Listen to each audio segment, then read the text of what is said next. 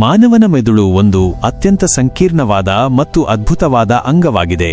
ಇದು ನಮ್ಮ ದೇಹದ ಎಲ್ಲಾ ಕಾರ್ಯಗಳನ್ನು ನಿಯಂತ್ರಿಸುತ್ತದೆ, ನಮ್ಮ ಆಲೋಚನೆಗಳು, ಭಾವನೆಗಳು ಮತ್ತು ನಡವಳಿಕೆಗಳನ್ನು ಒಳಗೊಂಡಂತೆ. ಮೆದುಳು ಹೇಗೆ ಕೆಲಸ ಮಾಡುತ್ತದೆ ಎಂಬುದನ್ನು ಸಂಪೂರ್ಣವಾಗಿ ಅರ್ಥಮಾಡಿಕೊಳ್ಳುವುದು ಕಷ್ಟ, ಆದರೆ ಕೆಲವು ಮೂಲಭೂತ ಅಂಶಗಳಿವೆ. ಮೆದುಳಿನ ಮುಖ್ಯ ಭಾಗಗಳು. ಮೆದುಳಿನ ಮುಂಭಾಗ ಸೆರೆಬ್ರಮ್. ಇದು ಮೆದುಳಿನ ಅತಿದೊಡ್ಡ ಭಾಗವಾಗಿದೆ ಮತ್ತು ಇದನ್ನು 2 ಅರ್ಧಗೋಳಗಳಾಗಿ ವಿಂಗಡಿಸಲಾಗಿದೆ. ಪ್ರತಿಯೊಂದು ಅರ್ಧಗೋಳವು 4 ಹಾಲೆಗಳಾಗಿ ವಿಂಗಡಿಸಲ್ಪಟ್ಟಿದೆ. ಮುಂಭಾಗದ ಹಾಲೆ ಫ್ರಂಟಲ್ ಲೋಬ್, ಪ್ಯಾರಿಯೆಟಲ್ ಹಾಲೆ, ಪ್ಯಾರಿಯೆಟಲ್ ಲೋಬ್, ಟೆಂಪೊರಲ್ ಹಾಲೆ, ಟೆಂಪೊರಲ್ ಲೋಬ್ ಮತ್ತು ಆಕ್ಸಿಪಿಟಲ್ ಹಾಲೆ, ಆಕ್ಸಿಪಿಟಲ್ ಲೋಬ್. ಪ್ರತಿಯೊಂದು ಹಾಲೆಗೂ ತನ್ನದೇ ಆದ ವಿಶೇಷ ಕಾರ್ಯಗಳಿವೆ. ಮೆದುಳಿನ ಹಿಂಭಾಗ ಸೆರೆಬೆಲ್ಲಮ್.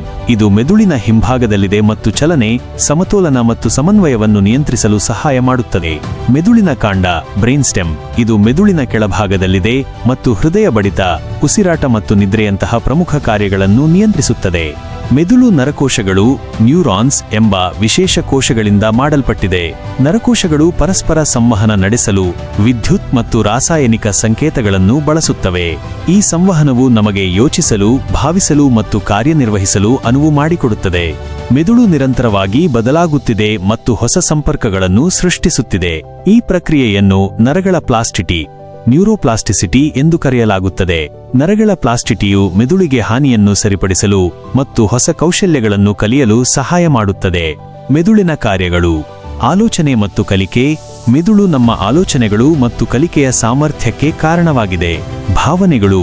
ಮೆದುಳು ನಮ್ಮ ಭಾವನೆಗಳನ್ನು ನಿಯಂತ್ರಿಸುತ್ತದೆ, ಸಂತೋಷ, ದುಃಖ, ಕೋಪ ಮತ್ತು ಭಯವನ್ನು ಒಳಗೊಂಡಂತೆ. ನಡವಳಿಕೆ. ಮೆದುಳು ನಮ್ಮ ನಡವಳಿಕೆಯನ್ನು ನಿಯಂತ್ರಿಸುತ್ತದೆ, ಚಲನೆ, ಮಾತು ಮತ್ತು ನಿರ್ಧಾರ ತೆಗೆದುಕೊಳ್ಳುವಿಕೆಯನ್ನು ಒಳಗೊಂಡಂತೆ. ಜ್ಞಾಪಕ ಶಕ್ತಿ. ಮೆದುಳು ನಮ್ಮ ಜ್ಞಾಪಕ ಶಕ್ತಿಯನ್ನು ಸಂಗ್ರಹಿಸುತ್ತದೆ ಮತ್ತು ಮರುಪಡೆಯುತ್ತದೆ. ಭಾಷೆ. ಮೆದುಳು ಭಾಷೆಯನ್ನು ಅರ್ಥಮಾಡಿಕೊಳ್ಳಲು ಮತ್ತು ಬಳಸಲು ನಮಗೆ ಸಹಾಯ ಮಾಡುತ್ತದೆ. ಮೆದುಳಿನ ಬಗ್ಗೆ ಇನ್ನೂ ಬಹಳಷ್ಟು ತಿಳಿದುಕೊಳ್ಳಬೇಕಾಗಿದೆ. ಮೆದುಳು ಹೇಗೆ ಕೆಲಸ ಮಾಡುತ್ತದೆ ಎಂಬುದನ್ನು ಅರ್ಥಮಾಡಿಕೊಳ್ಳುವ ಮೂಲಕ ನಾವು ಮೆದುಳಿನ ಕಾಯಿಲೆಗಳಿಗೆ ಚಿಕಿತ್ಸೆ ನೀಡಲು ಮತ್ತು ನಮ್ಮ ಮೆದುಳಿನ ಆರೋಗ್ಯವನ್ನು ಸುಧಾರಿಸಲು ಹೊಸ ಮಾರ್ಗಗಳನ್ನು ಕಂಡುಕೊಳ್ಳಬಹುದು.